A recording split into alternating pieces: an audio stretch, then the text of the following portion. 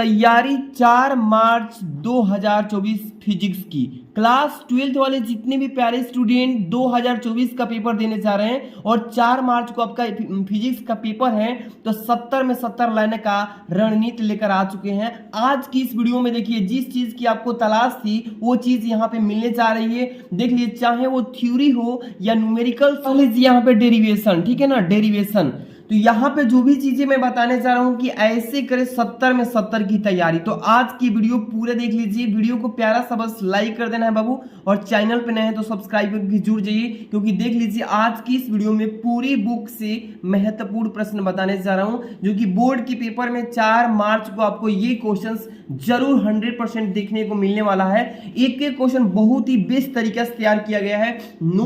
अपना नोटबुक निकाल लीजिए और बैठ जाइए कॉपी पेन लेकर के बढ़िया से, क्योंकि एक एक क्वेश्चन को बारीकी से बताने जा रहे हैं, जो कि 4 मार्च को देखने को 100% मिलने वाला है। देख लीजिए, तैयारी 4 मार्च फिजिक्स 2024, यानी कि उसी दिन की ये तैयारी कराने जा रहा हूं। अगर आपको 70 में 70 लाना है तो बेस्ट तरीका से इस क्वेश्चन को पढ़ के चले जाना।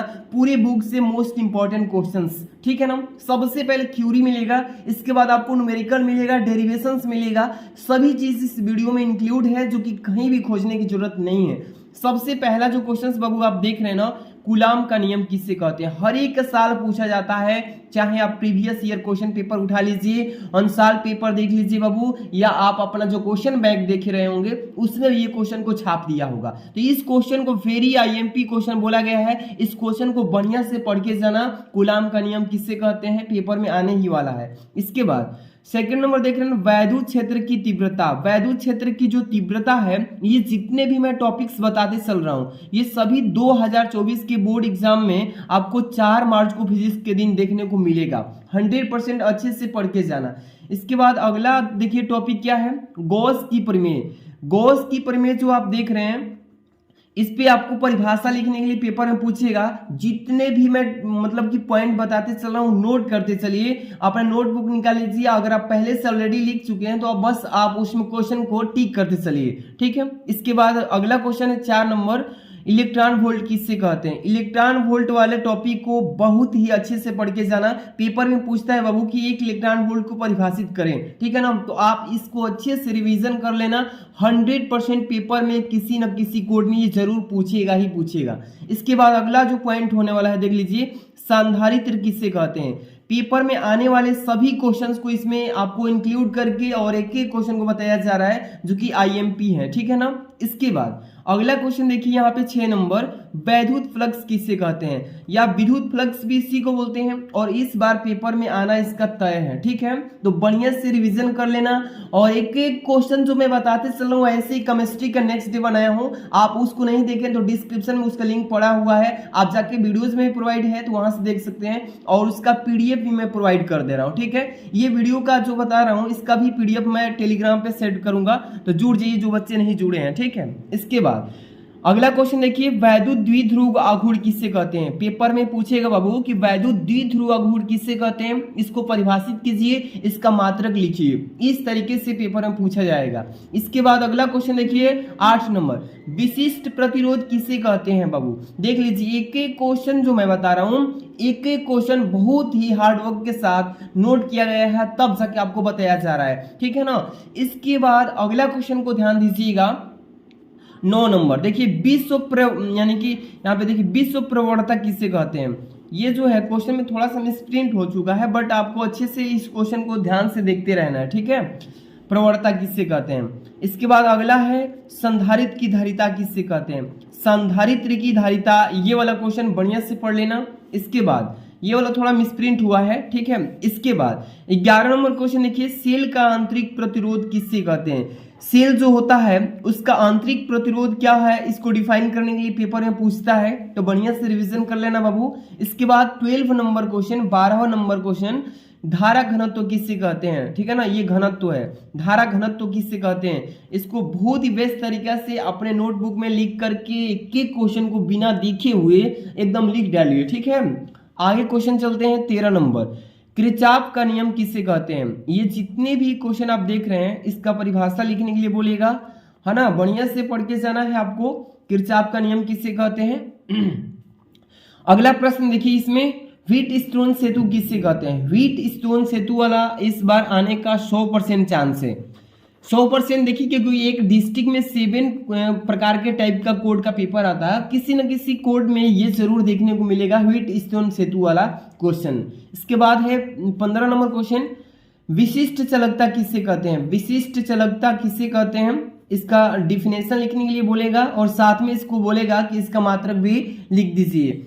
किसी किसी का तो बीमा भी पूछ देता है, तो आपको सभी चीजें मतलब कि पूरा अच्छे से तैयारी करके रखना है। बीमा हो या मात्रक हो या थ्योरी हो, सभी का बढ़िया से तैयारी करके रखना है already. Okay, next question 16 number, Lawrence बल किससे कहते हैं? पेपर में पूछेगा बाबू, देख लीजिए जितने भी मैं पॉइंट लेकर आया हूँ टॉपिक्स, इस सभी टॉपिक पेपर में पिछले साल पूछे गए थे, ठीक है।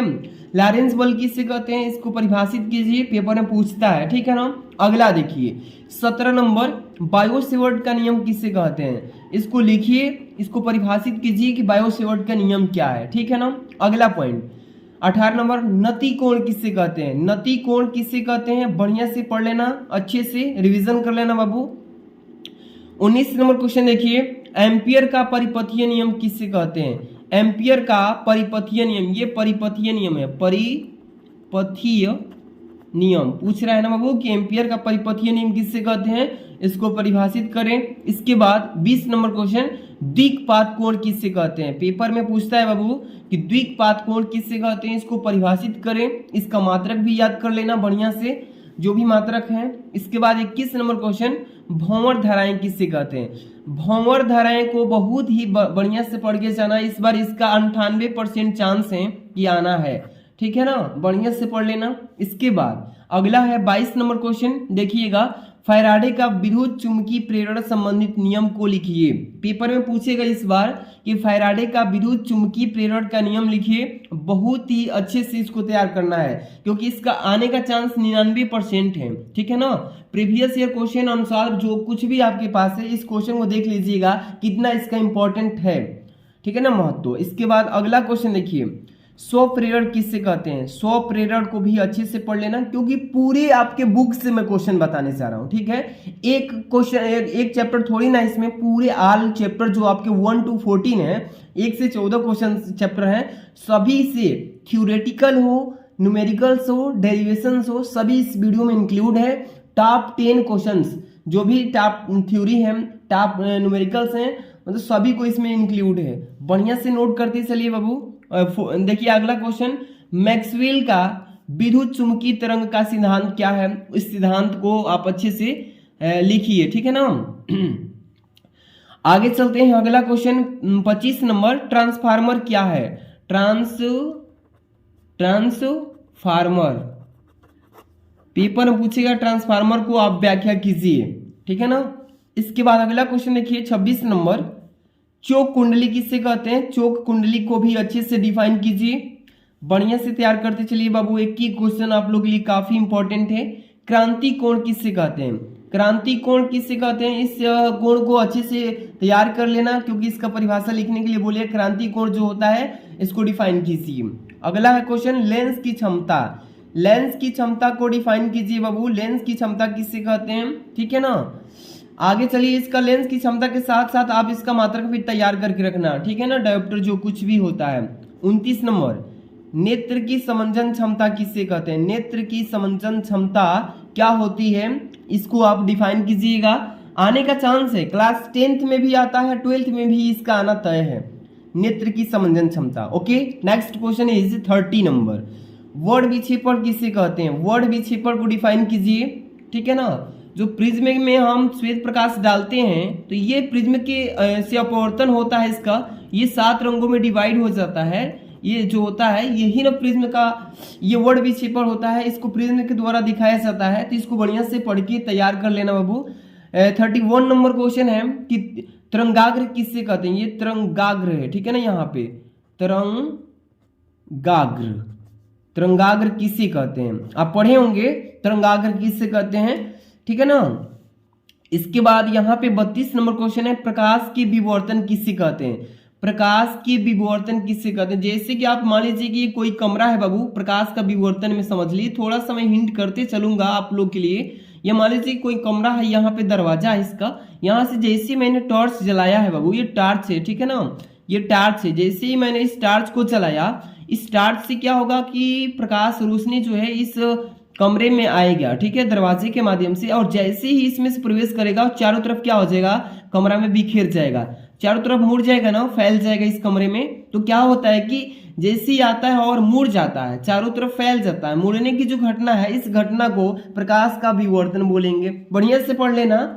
आगे क्वेश्चन देखिए बाबू 33 नंबर, प्रकाश वैद्युत कार्यफलन किससे कहते हैं? प्रकाश वैद्युत कार्यफलन क्या है, इसको डिफाइन कीजिए। बहुत ही बेस्ट क्वेश्चन है, इसको बोलेंगे 90% चांस है इसका आने का, ठीक है ना। प्रकाश वैद्युत कार्यफलन किससे कहते हैं? अगला क्वेश्चन है देहली आवृत्ति। देहली आवृत्ति, ये दोनों में से किसी एक को आना तय है इस बार, तो दोनों को 90% चांस है आना, तो बढ़िया से पढ़ लेना देहली आवृत्ति किससे कहते हैं। अगला क्वेश्चन की तरफ चलेंगे बाबू। मोस्ट इंपॉर्टेंट क्वेश्चन आप सबके लिए लाया गया है इस वीडियो में, ठीक है। इसके बाद अब यहां से न्यूमेरिकल भी मिलेगा, देख लीजिए। 35 नंबर क्वेश्चन क्या है बाबू कि डेविसन तथा जर्मर का प्रयोग बताइए। पेपर में पूछेगा बाबू कि डेविसन तथा जर्मर का उपयोग बोलिए, लिखिए या प्रयोग, इसी को बोलते हैं, ठीक है ना। इसको बढ़िया से पढ़ के चाहिएगा। अगला प्रश्न देखिए बाबू, यहाँ पे 36 नंबर, प्रकाश वैद्युत प्रभाव किससे कहते हैं, या इसी को बोलते हैं प्रकाश विद्युत प्रभाव क्या है, इसको परिभाषित करें, बढ़िया से पढ़ के जाना इसको। अगला प्रश्न है 37 नंबर, आयनन ऊर्जा क्या है? आयनन ऊर्जा को परिभाषित कीजिए, तो आयनन ऊर्जा को भी बढ़िया से पढ़ लेना। इसके बाद अगला प्रश्न है 38 नंबर। 38 नंबर देखिए, आयनन विभव क्या है? आयनन विभव को बढ़िया से पढ़ लेना। इसके बाद है 39 नंबर, क्यूरी क्या है? क्यूरी को परिभाषित करिए, लिखेगा क्यूरी को परिभाषित करें, ऐसे ही पूछेगा बाबू, तो बढ़िया से तैयारी रखेंगे तो एकदम छाप के आइएगा पेपर में, ठीक है।